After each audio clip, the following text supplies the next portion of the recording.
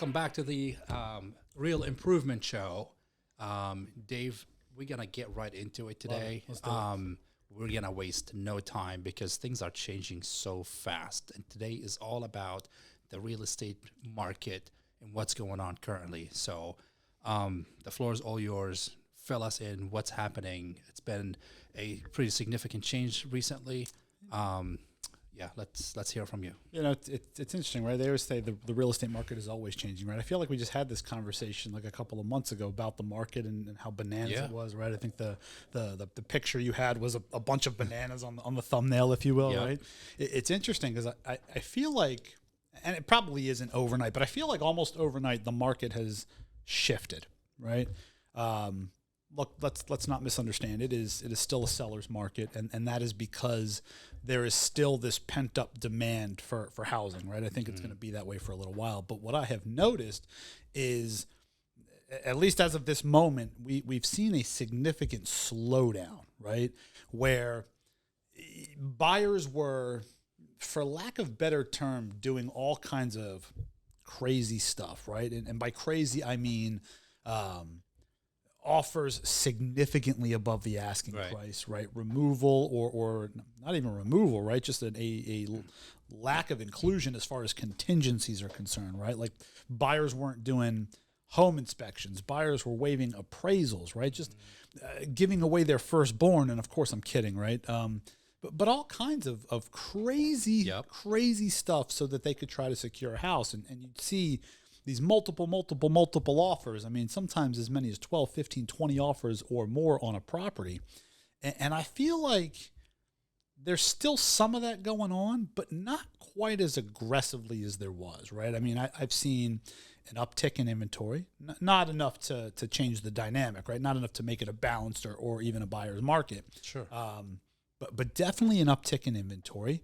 I'm seeing where Let's talk about this uptick for a second. So I remember you mentioned that magic number was about 500, right? I think we hovered just in Montgomery County. We hovered right around the 500 homes. Yeah, between somewhere between 5 and 6 on any given day. Yeah, that was the average for a long time.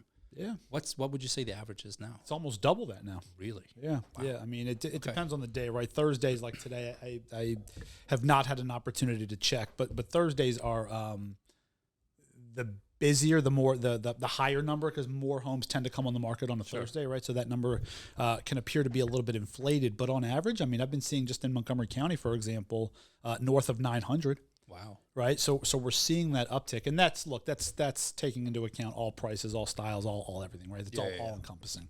But to see that number almost double is kind of nuts, right? Because we were just dealing with all kinds of ridiculous stuff just a few months ago, and then here we are now, right? It's crazy how fast that happened. Yeah. It's so what's out there? What's happening? Why? What's causing this?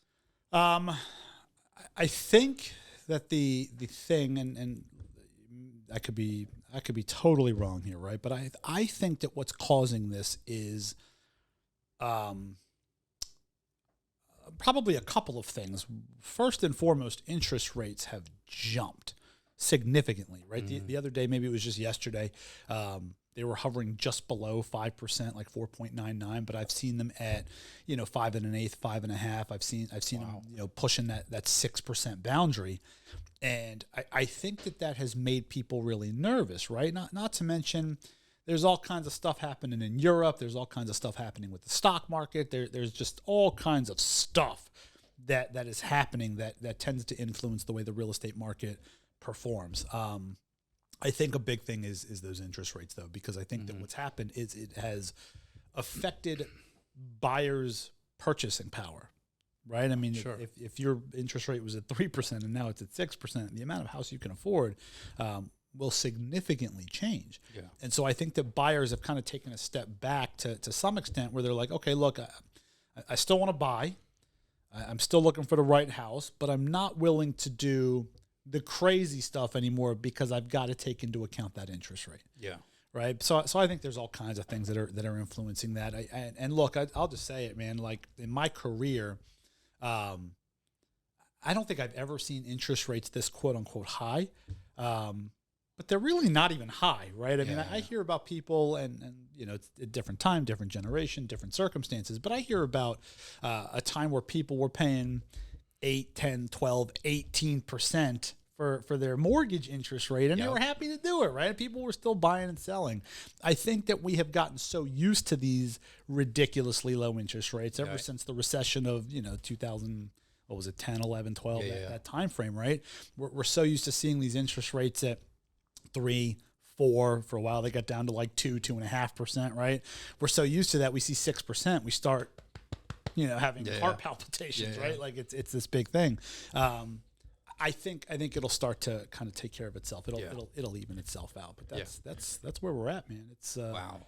It's interesting.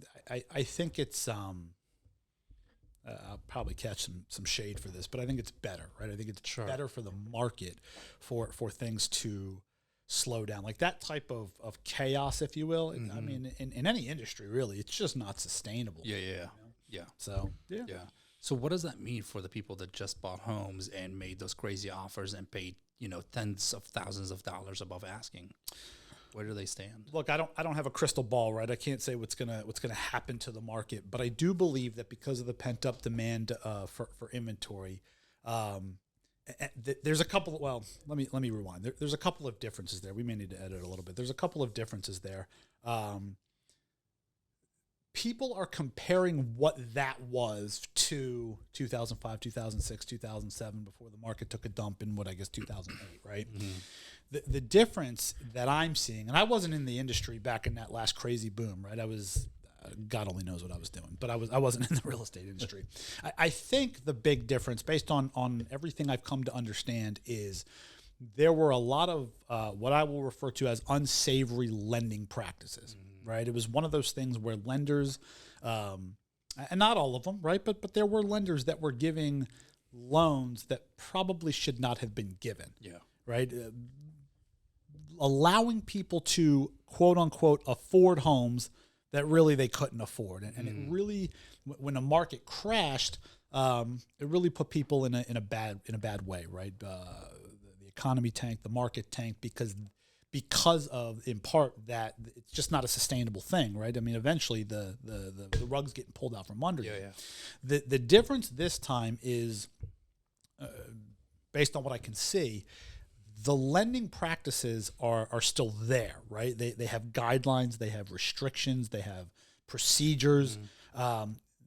What's happened this time is the buyers, I'm going to use the word inflated, but I don't think that's necessarily what it is. The buyers set the market. They set the tone, right? So now what's happened is, instead of it being unsavory lending practices, we've now just got a whole new set of comps, right? We'll take a house in Montgomery Village, for example. I was representing the seller of that particular house.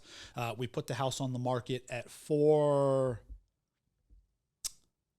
oh crap, I can't remember what we put. I want to say 445 or something like that, right? Maybe just a hair, but maybe 440, somewhere in that range.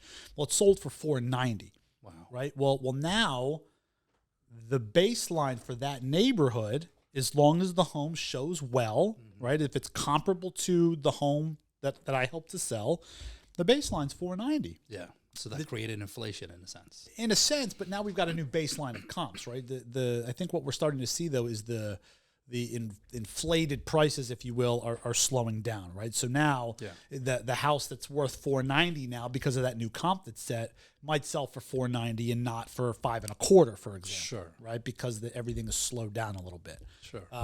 So I think that there's to answer your question, I guess those people that paid more, if you will.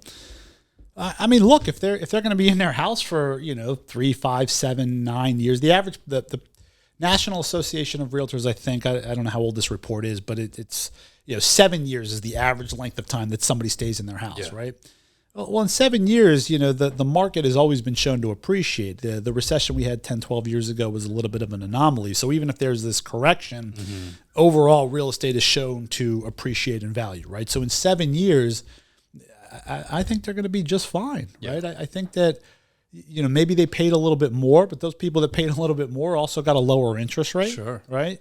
So I think that those buyers jumped into the demand of that market. Right. I'm a firm believer we make decisions based on the information that we have. Well, the market was doing what it was doing, so they bought the house based on that information, right? I just don't think that in this particular scenario, it's going to necessarily come back to bite them in the rear end, right? Let's say they bought the house at $490, for example, in 7 years. Is it going to appreciate in value? Based on the statistics, yes. Is it going to be a $700,000 house? Probably not. Probably not, yeah. Right? But I don't think that they're necessarily going to get burned the way they would have if it was due to them taking out a loan, because they weren't doing that, right? So what was happening this time is, like the appraisal, for example, the house at $490, if it appraised for $470, they got their loan based on $470.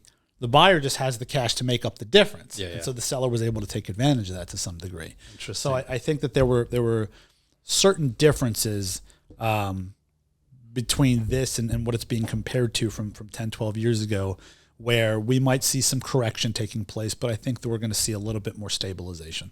Interesting. I don't know if that made any sense whatsoever. It makes a lot of sense. That's definitely well put. Okay. Is there anything else you would like to cover in terms of what's going on the market today? Or? Look, I think that I think that what I want people to be aware of is this is so boilerplate, right? But and so I mean, put whatever cliche you want on it. The market is what it is, right? If you're looking to buy, there's a market for that. If you're looking to sell, there's a market for that.